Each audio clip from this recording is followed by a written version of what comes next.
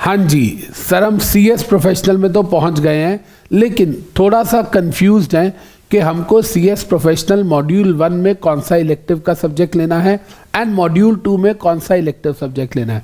Module 1 में बच्चे बोलते हैं कि सर वैसे तो 4 ऑप्शंस हैं, चाहे वो CSR हो, चाहे वो हमारा इंटरनल एंड फॉरेंसिक ऑडिट हो, या फिर वो हमारा इंटेलेक्चुअल प्रॉपर्टी हो या आर्टिफिशियल इंटेलिजेंस। लेकिन सर हम कंफ्यूज तो 2 ही चीज़ों में हो रहे हैं कि हम कॉर्पोरेट सोशल रिस्पॉन्सिबिलिटी लें या हम इंटेलेक्चुअल प्रॉपर्टी राइट्स लें। एंड इन दोनों सब्जेक्ट्स में बच्चों को चूज़ करना थोड़ा सा मुश्किल लग रहा है। मैं बेटा आप लोगों को एक चीज़ बताता हूँ, जब आप कभी भी कोई अपना इलेक्टिव सब्जेक्ट चूज़ करते हैं, जैसे मॉड्यूल 2 के अंदर भी आपको सेम कन्फ्यूजन है कि सर मॉड्यूल 2 के अंदर हम आर्बिट्रेशन लें या GST लें या सर हम लेबर लॉ लें या बैंकिंग या IBC। वहाँ ज़्यादातर बच्चों को कन्फ्यूजन होती है लेबर लॉ के अंदर एंड IBC के अंदर। वहीं मॉड्यूल 1 के अंदर होती है CSR के अंदर एंड CSR के साथ साथ इंटेलेक्चुअल प्रॉपर्टी के अंदर। तो सर अब मॉड्यूल 1 में CSR या इंटेलेक्चुअल प्रॉपर्टी और मॉड्यूल 2 के अंदर लेबर लॉ या IBC। जब भी हमको कोई भी इलेक्टिव सब्जेक्ट चूज़ करना होता है, यहाँ पर भी या कभी फ्यूचर में भी अगर आप करेंगे, मान लो आप कल को UPSC का एग्ज़ाम देते हो या कल को आप कोई जुडिशरी वगैरह का एग्ज़ाम देते हो, आप स्पेशलाइजेशन में जाते हो, LLB वगैरह करके LLM आपने स्पेशलाइजेशन में करनी है, तो आप कोई भी किसी भी लेवल पे जब अपना इलेक्टिव सब्जेक्ट चूज़ करते हो तो जो पैरामीटर्स मैं आपको आज बताऊँगा वो आपको फ्यूचर में भी काम आएंगे और प्रोफेशनल में तो आपको डिसाइसिव मतलब डिसीजन बनाने में मदद करेंगे ही करेंगे। सबसे पहली चीज़ जो हम देखते हैं बेटा वो ये देखते हैं कि जो सब्जेक्ट्स हम चूज़ करना चाह रहे हैं उसकी फ्यूचर में हमारे लिए यूटिलिटी क्या है, फ्यूचर में वो किस लेवल पे हमें काम आने वाला है। जैसे कि फॉर एग्जांपल अगर मैं मॉड्यूल 2 की बात करता हूं तो यहाँ पर बच्चे कहते हैं कि sir insolvency and bankruptcy code CRI के अंदर भी है, और क्योंकि वो CRI के अंदर है, कॉर्पोरेट रिस्ट्रक्चरिंग में है, तो हमें ना सर थोड़ा सा टाइम सेव हो जाएगा। हम ना ऑलरेडी वहाँ पर पूरा इंसॉल्वेंसी पढ़ा ही है, पार्ट B के अंदर इंसॉल्वेंसी है पूरा, तो सर वही चीज़ हमारी यहाँ भी काम आ जाएगी, तो हमारी मेहनत कम हो जाएगी। पहली बात तो मैं बच्चों से ये पूछना चाहता हूँ कि क्या प्रोफेशनल में यहाँ तक पहुँचो कम मेहनत करके या बिना मेहनत के पहुँचो? जब यहाँ तक आपने पूरी मेहनत किया तो बेटा आगे क्यों नहीं। आप एक चीज़ समझिए, आप अभी कंपनी सेक्रेटरी बन रहे हैं, राइट? आप बनती हुई बिल्डिंग है, आप खड़ी बिल्डिंग नहीं है। You have not been constructed yet, you are under the process of being constructed.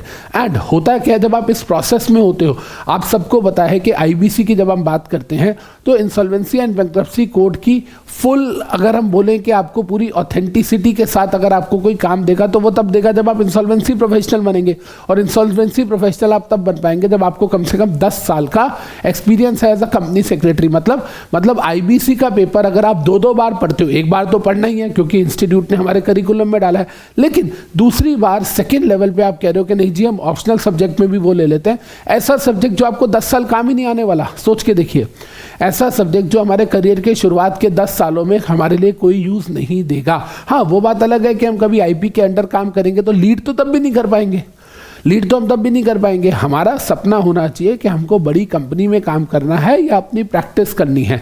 बड़ी कंपनी में काम करते हो तो भी वहाँ IBC का कोई रोल नहीं है, और प्रैक्टिस करते हो तो भी वहाँ IBC का कोई रोल नहीं है। और वैसे भी जस्ट बिकॉज यार हमारा टाइम बच जाएगा, बेटा 9 सब्जेक्ट्स होते थे पुराने वाले प्रोफेशनल के कोर्स में, नए कोर्स में वैसे ही 9 के 7 हो गए। तो मेरे कहने का मतलब क्या है कि मेहनत से नहीं डरना है। इंसॉल्वेंसी एंड बैंक्रप्सी कोड जो है उसको आप ऑलरेडी पढ़ रहे हो as a part of corporate insolvency and valuation, तो आपको उस सब्जेक्ट में जितना आप पढ़ रहे हो IBC ऑलमोस्ट पूरा यहीं पर उतना ही है। मतलब अगर वो 80% है, ये 100%, तो मुश्किल से 10-15% का फर्क है बस।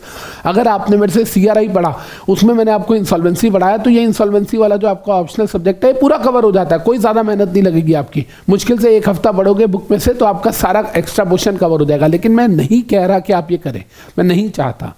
आपको लेबर लॉ का जो सब्जेक्ट है बेटा वो लेना चाहिए। इसका रीज़न क्या है, आप अगर CS इन एम्प्लॉयमेंट हो तो भी आपको लेबर लॉ के कंप्लाइंसेस पता होने चाहिए। क्यों? क्योंकि ग्रेचुटी, बोनस, प्रोविडेंट फंड, ये सारी चीज़ें आप ही ने प्रोसेस करनी है। चाहे वो स्टैंडिंग ऑर्डर हो, चाहे वो फैक्ट्रीज एक्ट के रूल्स हो, फिर चाहे वो कॉन्ट्रैक्ट लेबर हो, चाहे वो मेटर्निटी बेनिफिट हो, अप्रेंटाइजेज एक्ट हो, कॉम्पनसेशन हो, या अगर हम बात करते हैं तो ESI हो, ये सारे के सारे जो एक्ट्स हैं इनके अंदर you are going to be the compliance officer. आपको पता है जो कंपनी का HR मैनेजर होगा वो भी आप ही से बात करेगा for the processing of all the payments for the benefit of the employees. तो आपको उसकी जानकारी तो होनी चाहिए। एंड सेकेंडली, अगर आप प्रैक्टिस में हो तो बीइंग इन प्रैक्टिस आपको सेक्रेटेरियल ऑडिट करना, और secretarial audit is the audit of all laws applicable to the corporate, उसमें लेबर लॉस तो आएंगे। दूसरी बात, आप एक चीज सोच के देखो, चाहे आप बैंकिंग लॉ ले लो, चाहे आप आईबीसी ले लो, इनकी जो एप्लीकेबिलिटी है ना बड़ी बड़ी स्पेसिफिक जगहों पे है, ना के बराबर जगहों पे है। लेकिन जब आप लेबर लॉ जैसा टॉपिक चूज करते हैं तो उसके अंदर क्या है बेटा कि आप किसी भी इंडस्ट्री में जाए, फिर चाहे वो रोडवेज वाली कंपनी हो, चाहे वो एशियन पेंट्स हो, चाहे वो रिलायंस इंडस्ट्रीज लिमिटेड हो, चाहे वो कोई भी छोटे लेवल पे फैक्ट्री हो जिसमें 100-150 लोग काम करते हैं, 50-100 लोग काम करते हैं, उन पे भी ये सारे लॉ अप्लाई होंगे। तो कहने का मतलब क्या है कि चाहे आपने प्रैक्टिसिंग सीएस बन के कंप्लाइंस ऑडिट करना हो, या आपने सीएस इन एम्प्लॉयमेंट बन के कंपनी के जो वर्कर्स हैं, एम्प्लॉइज हैं, उनके जितने भी बेनिफिट्स हैं, लेबर बेनिफिट्स, वो कैलकुलेट करने हो। दोनों में ही लेबर लॉ का जो पेपर है बहुत अच्छा है। एंड सबसे बड़ी बात, जो लेबर लॉ का हमारा एग्जाम है ना, ओपन बुक एग्जाम, इसके अंदर मेरे पास स्टूडेंट्स का रिकॉर्ड रहा है 80 to 85 मार्क्स का। यस, अभी तो आपके 2 मॉड्यूल है, लेकिन बच्चों ने 3-3 मॉड्यूल दिया ना, तो लेबर लॉ का एक ऐसा सब्जेक्ट रहा है जिसमें बच्चों ने तीनों में एग्रीगेट ही लेबर लॉ की वजह से लिया है।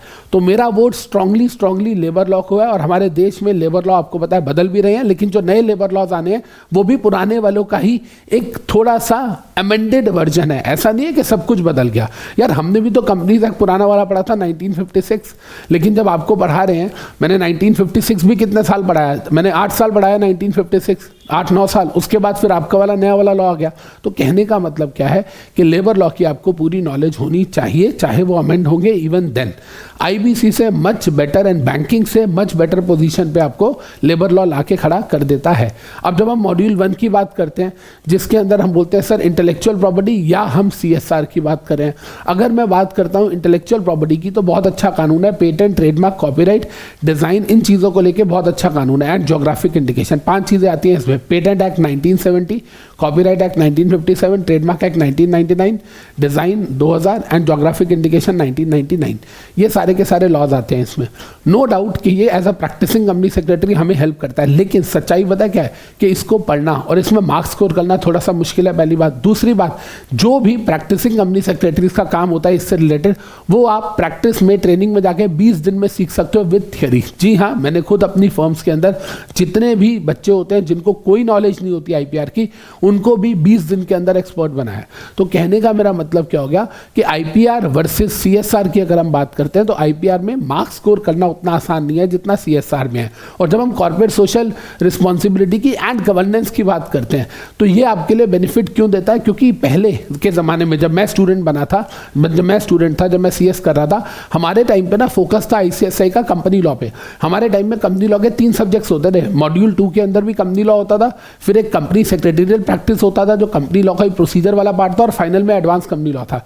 अब जो इंस्टीट्यूट है ना, जो आईसीएसआई है, उसका फोकस कंपनी लॉ एक्सपर्ट बनाना नहीं है हमें, वो तो है ही है, वो तो back of the mind ICSI के है ही है, लेकिन उसके अलावा आईसीएसआई हमें गवर्निंग प्रोफेशनल बनाना चाहता है। यानी कि we are the one who are going to take care of the entire corporate governance system. अगर आपको पता हो, चाहे भारत पे में अश्नीर ग्रोवर हो या आपको रविंद्रन बायजू की बायजूस का डाउनफॉल हो, आप सबको पता है कि इन सब के अंदर कॉर्पोरेट गवर्नेंस की वायलेशंस हुई हैं।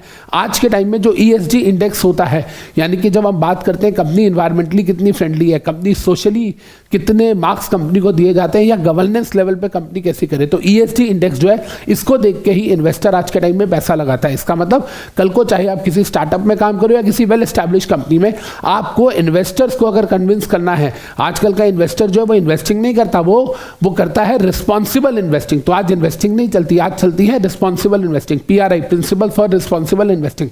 और उसके लिए आपको ईएसजी, कॉर्पोरेट गवर्नेंस एंड जो गवर्नेंस पैरामीटर्स पूरे वर्ल्ड लेवल पे चलते हैं, आपको उसकी अच्छी खासी नॉलेज होनी चाहिए। तो इसीलिए मैं आपको बार बार बोलूंगा कि मॉड्यूल 1 के अंदर CSR and governance, and module 2 के अंदर आपको लेबर लॉ ही लेना चाहिए। आई होप कि ये इन्फॉर्मेशन आपको बहुत काम की लगी होगी, एंड आपके माइंड में जो कन्फ्यूजन चल रही थी उनको काफ़ी हद तक इसने रिमूव किया होगा। तो मिलते हैं आपको सीएस प्रोफेशनल की क्लास में कल से, यानी कि 1 मार्च से। Thank you.